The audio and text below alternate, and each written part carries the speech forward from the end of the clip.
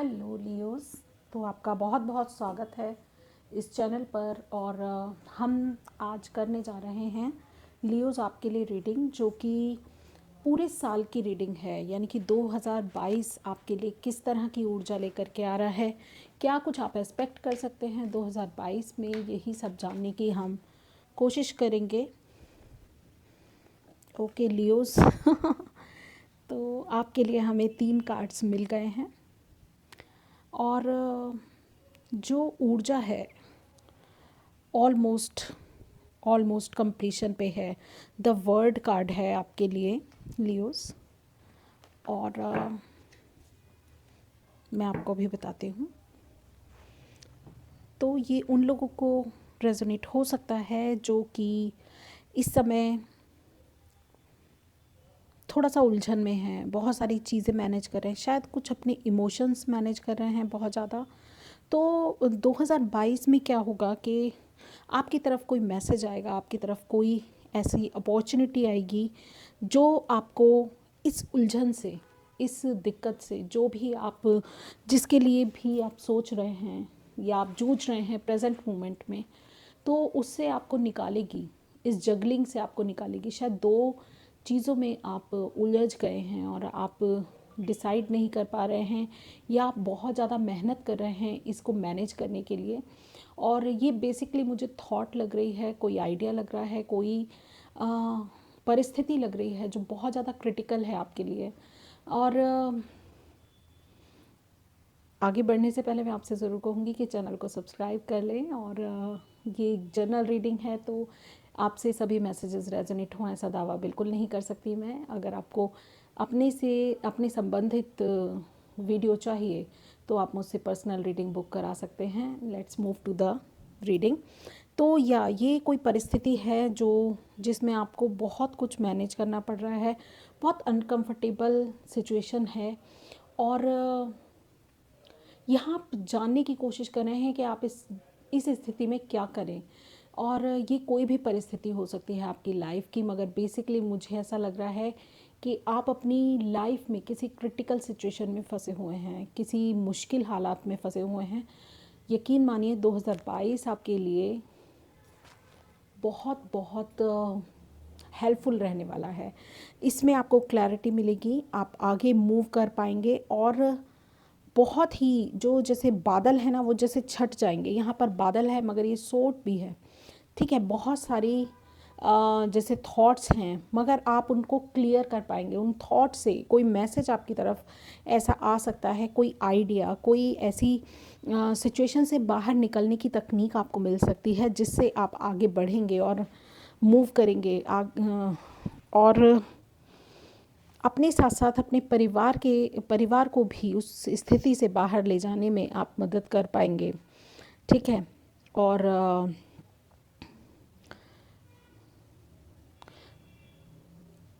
निश्चित रूप से ये आपके लिए 2022 एक अपने आप में कंप्लीशन लेकर के आ रहा है, अपने आप में एक बहुत ही बड़े चेंजेस लेकर के आ रहा है। यहाँ ये साइकिल कंप्लीट होगी और आप ज़िंदगी में एक नए पायदान पे अपने आप को पाएंगे, जो मुझे लग रहा है यहाँ पर, ठीक है। और देख लेते हैं मंथ वाइज आपके लिए क्या ऊर्जाएं निकल के आती हैं। क्वार्टर वाइज, मंथ वाइज नहीं, क्वार्टर वाइज। मैं यहाँ पर 4 कार्ड लेना चाहूँगी इस डेक से, ताकि हमें पता चले कि first, second, third and fourth quarter में आप किस तरह की ऊर्जा में रहेंगे। Okay, look at this. ये वर्ड का कार्ड 2 बार आ चुका है, तो डेफिनेटली किसी साइकिल की एंडिंग हो रही है। कोई मेजर साइकिल, आप लाइफ का कोई मेजर लेसन आप लर्न कर रहे हैं। अब आपकी लाइफ में बैलेंस आएगा, जो जस्टिस का कार्ड मुझे बता रहा है। Okay okay, I want to clarify these 2 cards, ताकि मुझे थोड़ा और डेप्थ में पता चल सके आपके लिए क्या मैसेज डिवाइन देना चाह रहा है लास्ट के 2 क्वार्टर में। ओके,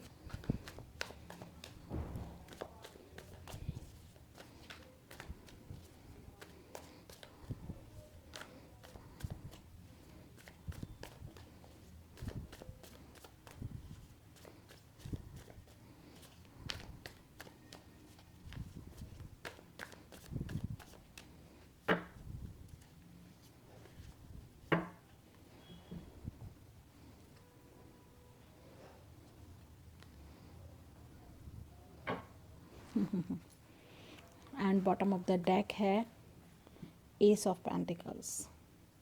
उसके नीचे वाला भी मुझे कार्ड दिख गया था 3 ऑफ वैंड्स का, तो मैं इसे भी आपके लिए ओपन कर देती हूँ।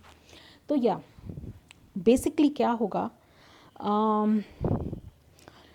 फर्स्ट क्वार्टर से ही आपको एहसास होना शुरू हो जाएगा कि कोई साइकिल एंड हो रही है और कंप्लीशन का एहसास आपको होगा। ठीक है, जनवरी, फरवरी एंड मार्च में आप काफ़ी फुलफिल्ड अपने आप को फील करेंगे, प्रोटेक्टेड फील करेंगे और आप अपनी फुल पावर में भी खुद को महसूस करने वाले हैं। तो बहुत ही एक अवेकनिंग वाली स्टेज आपको लगेगी, दोनों बाहों से खुशियों को महसूस करना, उनका स्वागत करना, उनको बटोरना, और बहुत ही जॉयफुल मोमेंट आपके लिए हो सकता है। भगवान विष्णु की शरण में अगर आप जाते हैं तो आपके लिए बहुत अच्छा होगा। और जो चीज़ें बैलेंस में आएंगी, यानी कि आप जो बैलेंस कर पाएंगे, यानी कि आप महसूस भी कर पाएंगे न्यू बिगनिंग। ठीक है, और आपको ये एहसास अंदर से होना शुरू हो जाएगा कि हाँ चीज़ें हम बैलेंस हो रही हैं, तो वो होंगी आपके सेकंड क्वार्टर में। ठीक है, तो अप्रैल, मई और जून में आप ऐसा महसूस करेंगे कि हाँ अब आप तैयार हैं आगे की जर्नी के लिए, और जो जो चीज़ें पहले वर्कआउट नहीं कर रही थी वो अब वर्कआउट करेंगे आपके लिए। जो चीज़ें पहले आपके लिए इतनी कारगर नहीं थी उतनी अब आपको फ़ायदा देने वाली हैं वो। ठीक है, तो इस चीज़ को समझिएगा। और मैं आपको ये भी बता रही हूँ कि ये जो कार्ड है, यानी कि थर्ड क्वार्टर का, आप ज़रूर 2 चीज़ों में कहीं स्टक हो सकते हैं, मगर फेयर चॉइस अगर आप करते हैं। देखिए, समय समय पर हमें प्रलोभन दिए जाते हैं, जो सिचुएशन है वो हमें चेक करती है कि हम कितने जेन्युइन हैं कितने नहीं। तो हमें ऐसी चीज़ दी जाती है जिसमें जैसे बीच का रास्ता निकल जाए, ये बीच का रास्ता गलत नहीं होता है, मगर लालच होता है जिसमें शॉर्टकट होता है। तो हम क्या करते हैं, हम सोचते हैं अच्छा जो हमारे लिए आसानी होती है हम उसी को ही चुनते हैं। बहुत सारे लोगों के लिए आसानी होती है कि किसी के साथ दगा कर दें, वो उनके लिए आसान होता है।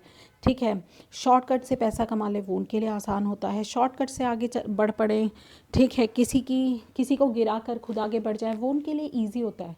मगर कुछ जो कॉन्शियसनेस की लेवल कुछ लोगों में ऐसा होता है कि उनके लिए ये मुश्किल होता है।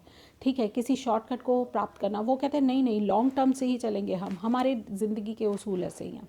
ठीक है, हम किसी भी कीमत पे समझौता नहीं कर सकते। तो कुछ इस तरह की चॉइसेस आपके सामने आ सकती हैं थर्ड क्वार्टर में। ठीक है, जुलाई, अगस्त और सितंबर में। तो आपको यही कहा जा रहा है कि आपको फेयर चॉइस करनी है। ठीक है, हो सकता है जिसको आप सोच रहे हों कि वो आपका ट्विन है, ठीक है, आपका लवर है, आप उसमें और प्रेजेंट मोमेंट में जो आपके सामने है उस पर्सन में हो सकता है आपको चॉइस करनी पड़ जाए। ठीक है, या फिर आपको ऐसा लगे कि जो सही है उसको मैं अपनी लाइफ के लिए चुनूं, ऐसी भी कोई सिचुएशन हो सकती है आपके लिए। तो आप उसमें उसी को ही चुनेगा जो आपकी इंट्यूशन कहती है, और अपने अपने आप को ओपन कीजिए, यू आर लवेबल। ठीक है, बहुत सारे लोग डरेंगे इस नई अपॉर्चुनिटी को ग्रास्प करने के लिए। ये किसी भी क्षेत्र में हो सकती है, लव में ही नहीं, और भी किसी क्षेत्र में हो सकती है, जैसा मैंने पहले एग्जाम्पल दिया आपको। तो आप उसको चुनिए जिसको आपकी जो अंतरात्मा है वो अलाउ करती है, तब वो डिसीज़न आपके लिए बेहतर साबित होगा। ठीक है, और उस पर आपको रिग्रेट नहीं होगा। वहीं अगर बात करूँ लास्ट क्वार्टर की, तो आप ऐसी चीज़ में फंस सकते हैं इस क्वार्टर के टाइम पे, मगर लास्ट क्वार्टर में मुझे ऐसा लगता है कि बहुत सारे वाद विवादों से आप ग्रसित होंगे। बहुत सारे ऐसी आकांक्षाएं आपकी लाइफ में होंगी जिनको आप अचीव करना चाहते हैं मगर कर नहीं पा रहे, क्योंकि झोल बहुत है, शोर बहुत है। ठीक है, कोई ऐसी सिचुएशन हो सकती है, कोई ऐसी पोजीशन हो सकती है जिसमें आपको कोई महत्वपूर्ण निर्णय लेने पड़े, और ये निर्णय आपके लिए, अगर आप अपनी इंट्यूशन को फॉलो करेंगे, ठीक है, फेयर चॉइसेस करेंगे, इंट्यूशन को फॉलो करेंगे तो डेफिनेटली आप इससे निकल पाएंगे और एक बेहतरीन डिसीजन लेकर किंग ऑफ वैंड्स की एनर्जी में होंगे, ठीक है। अदरवाइज आप 5 ऑफ सोर्ड्स की एनर्जी में रह सकते हैं। तो लालच को दूर रखिएगा अपने आप से, ठीक है। और मुझे पूरी उम्मीद है, क्योंकि कार्ड्स भी ऐसा बोल रहे हैं, डेफिनेटली आप एक नई शुरुआत करेंगे और आगे भी बढ़ेंगे, ठीक है। ये आपके एक्चुअली आपके लिखा हुआ है। जिन लोगों को भी ये रेजोनेट कर रहा है प्लीज़ मुझे कमेंट सेक्शन में ज़रूर बताइएगा। इससे एनर्जी एक्सचेंज होती है और आप भी इस एनर्जी को क्लेम करने का लाभ भी पूरी तरह से आपको मिलता है। आप इस एनर्जी को क्लेम कर सकते हैं स्पेशली, ठीक है। तो मेरी रिक्वेस्ट है कि आप एनर्जी एक्सचेंज करने की ज़रूर कोशिश करिएगा और डेफिनेटली आप एक नई कंप्लीशन के बाद नई शुरुआत की बात होती है, तो it's all about new beginning. तो वो बिगनिंग भी आप नहीं कर रहे हैं। और ऐसी किसी भी परिस्थिति में अगर आप फंसा हुआ फील करते हैं तो आप मुझसे पर्सनल रीडिंग बुक करा सकते हैं। बहुत आसान है, मुझे ईमेल के ज़रिए आप बताइए, अदरवाइज़ आप कमेंट सेक्शन में भी लिख सकते हैं और मुझसे अपने लिए पर्सनल रीडिंग बुक करा सकते हैं। ओके,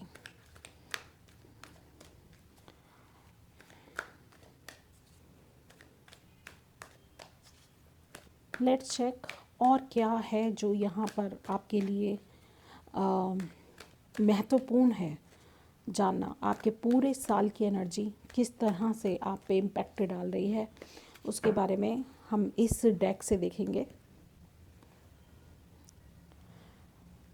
हॉस्टिलिटीज़, ओके, तो आप एक योद्धा की तरह हैं और हॉस्टिलिटीज़ का कार्ड मुझे अगेन याद दिला रहा है इस सोर्ड की।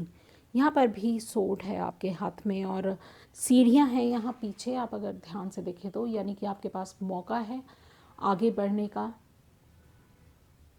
ठीक है। और ये जो एक सोर्ड है ये एक आइडिया की तरह है, एक ऐसे आइडिया की तरह जो कि आपको आगे लेकर के जा सकता है। तो ये आइडिया बहुत इम्पॉर्टेंट हो सकता है आपके लिए। तो आप जो भी लाइफ में कर रहे हैं या करने वाले हैं, महत्वपूर्ण डिसीज़न जो भी अपनी लाइफ को लेकर के लें उसमें बहुत ध्यान रखें, ठीक है। और कोई यूनिक आइडिया ज़रूर आपकी इसमें हेल्प कर सकता है। और वर्ड का कार्ड मुझे फिर वही बता रहा है, वासुदेव कुटुंबकम, भगवान विष्णु की याद दिला रहा है यहाँ पर। और मुझे ऐसा लग रहा है कि सबको माफ़ कर दें, ये ज़रूरी है। अगर कोई ऐसे सिचुएशन में आप फंसे हुए हैं तो माफ़ कर दें। पता नहीं क्यों मुझे ये शब्द बार बार सुनाई दे रहा है कि सबको माफ़ कर दें, सबको माफ़ कर दें, क्योंकि सब भगवान विष्णु का ही रूप है, सब में उन्हीं की छवि है। तो हम नहीं जान सकते किसने आपके साथ क्या किया, क्या गलत किया, क्या सही किया। जो भी हुआ है, जैसे भी हुआ है, सबको माफ़ कर दीजिए। और उससे भी पहले, क्योंकि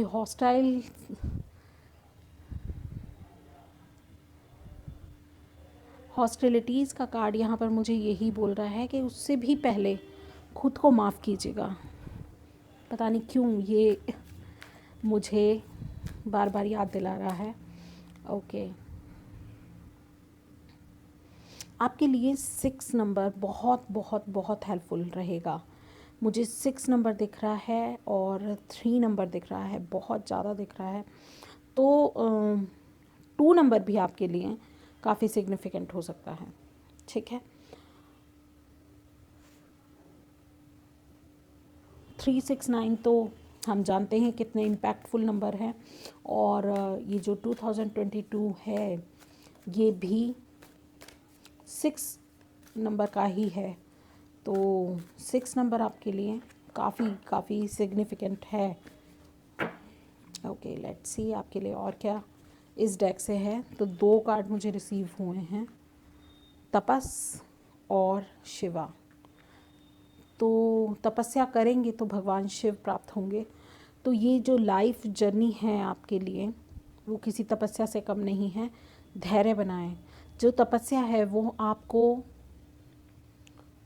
स्थिरता की के बारे में भी होती है कि स्थिर रहिए, किसी भी परिस्थिति में ज़्यादा रिएक्ट ना करें, ये भी कहती है। और तपस्या करने से ही आपको किसी भी, मतलब तपस्या का बहुत बड़ा रोल है, मेडिटेशन का बहुत बड़ा रोल है। जब आप ऐसा करते हैं तो ज़रूर ईश्वर के समीप पहुंच पाते हैं। तो भगवान शिव की आराधना करना कुछ लोगों के लिए बहुत ही ज़्यादा बेहतरीन है। और जिन लोगों ने 2021 में मेडिटेशन छोड़ दी थी, उनके लिए भी ये मैसेज मुझे लग रहा है कि देना चाहिए कि वापस मेडिटेशन शुरू करें। भगवान शिव आपको याद कर रहे हैं। कुछ लोगों के लिए डांस उनकी तपस्या हो सकता है, क्योंकि यहाँ भगवान शिव का जो स्वरूप है वो नटराज के रूप में है, जो डांस गॉड ऑफ डांस है। ठीक है, तो अगर आप डांस कर रहे हैं, मतलब आप एक अच्छे डांसर हैं और आप प्रैक्टिस करते थे या आपकी हॉबी थी डांस करना, तो डेफिनेटली आप अपनी हॉबी को दोबारा स्टार्ट कर सकते हैं। अच्छा समय है। और लेट्स चेक आपके लिए चैनल्ड मैसेजेस क्या हैं। ठीक है, तो इस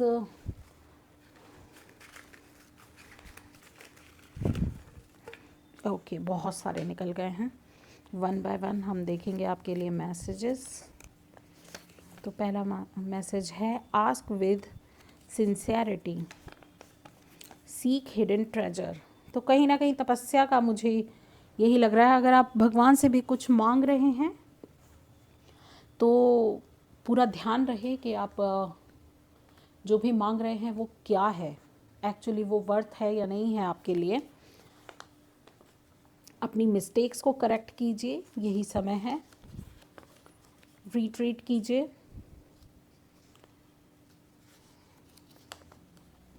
लव योर सेल्फ फर्स्ट।